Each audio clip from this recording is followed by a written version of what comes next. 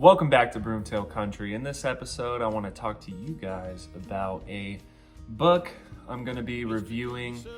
Somebody named Robert Temple, he messaged me on email and he asked if I would be interested in reading his book. Well, initially I was a little bit skeptical because this is not a book review channel, but I decided that I would give it a whirl and I had him send me the book. The book is called The Strange Courtship of Kathleen 𝗖𝗧. This is about a Catholic school teacher who is on the younger side, who is single, and she generally has problems with men trying to wed her.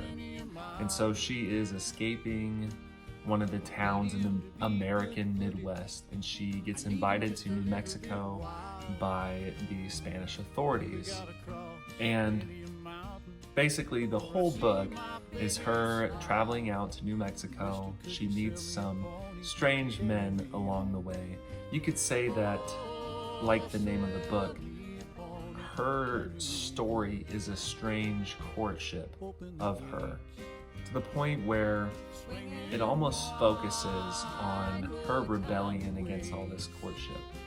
And I think that this book by author Robert Temple is a unique sort of Western. Typically in Westerns you have these nitty-gritty, true grit type of people who are all about being fast and fierce, or gunslingers, kidnappings, stuff like that.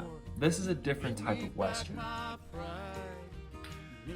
Broomtail Country's focus is all things Western. And the West, for most of us, means freedom, self-reliance, grit.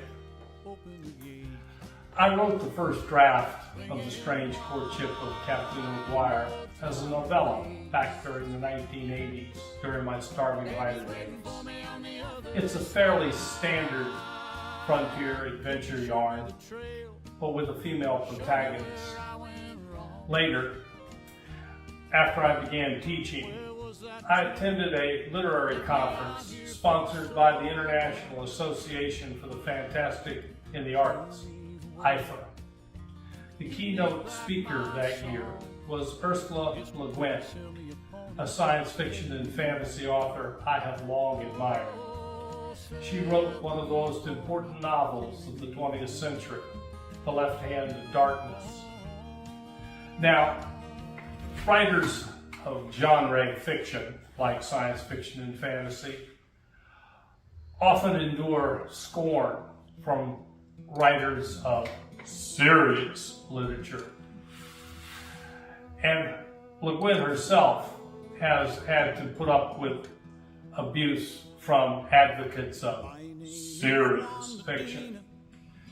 Yet here she was at this conference heaping scorn on the Western as a dead-end genre, consumed, she said, by slavish devotion to worn-out cliches.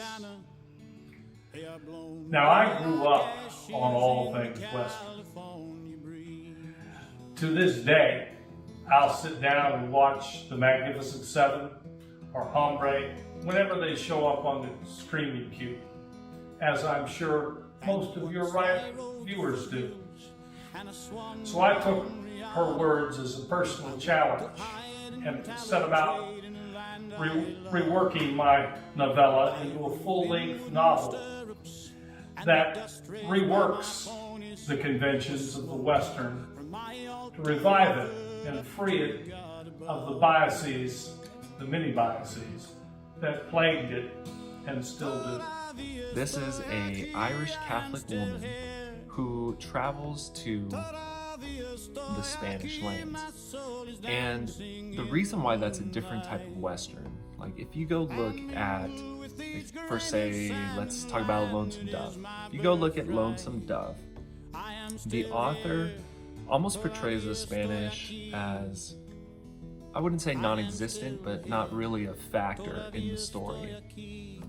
And this Western, the reason why you guys would like this here at Broomtail Country is because we focus a lot on the Spanish roots of the American West. And this Western has an Irish school teacher, a redhead, travel out to the Spanish lands of New Mexico and really interact with these Spanish characters. And it gets into a period of Western history that a lot of people don't really want to focus on because they're not American, they're Spanish. However, this is one of the least explored areas of Western history. And the fact that Robert Temple has written a book about this era, this time frame, is honestly very cool. And if you're into Western fiction, kind of like Louis L'Amour, Larry McMurtry, you would like this book. It's that reworking of conventions that sets my novel apart. The usual protagonist of a Western is the misfit male loner, such as Jack Schaefer's Shane or E.B. Guthrie's Boone Calden. The heroic male who rides out of a mysterious somewhere into a troubled community, settles its problems with his stoic courage and his guns, and then rides off into that mysterious somewhere, presumably in search of more adventures. The glorification of the hyper-masculine male who refuses to form permanent bonds with anyone, especially a woman, much less a family. But my protagonist is a woman. The stereotypical lonely female school marm. But I rework that stereotype, turn it on its head. Other writers, such as Larry McMurtry and Buffalo Girls and Charles Portis and True Grit, have female protagonists that are tough as nails, but they don't use their protagonists to challenge the typical misfit loner male stereotype. Indeed, they use their protagonists to deride male characters for not living up to that stereotype. But my protagonist, Kathleen 𝗖𝗢, is a misfit loner too. But she's not running away from anything. She's seeking a place in the community. But she refuses to be any man's property. She wants nothing more than to be a single school teacher with a class full of children.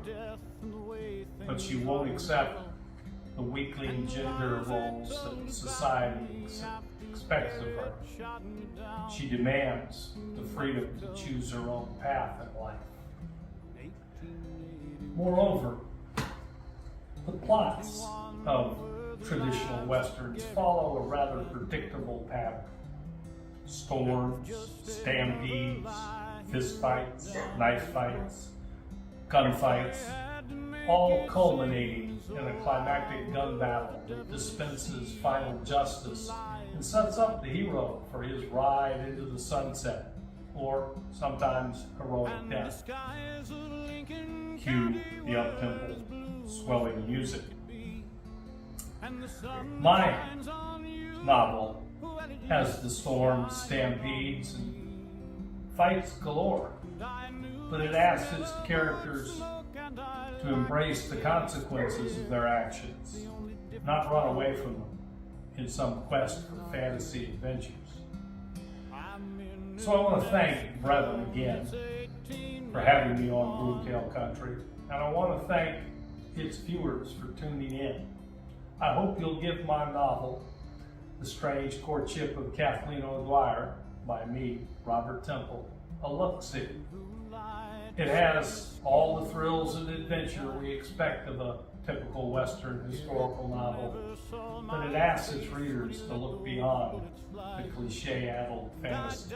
Kathleen 𝗖𝗢's persona is very archetypal Western.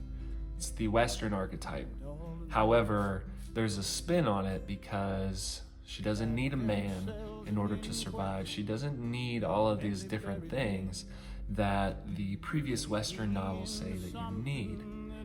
No, she is able to do it on her own. That's different. This is more of a real feminism, not talking about the fake stuff of today, talking about the real feminism that women are just as capable as men of surviving, especially in the harsh landscape of the West. And the sun that shines on you, well, it used to shine on me. And I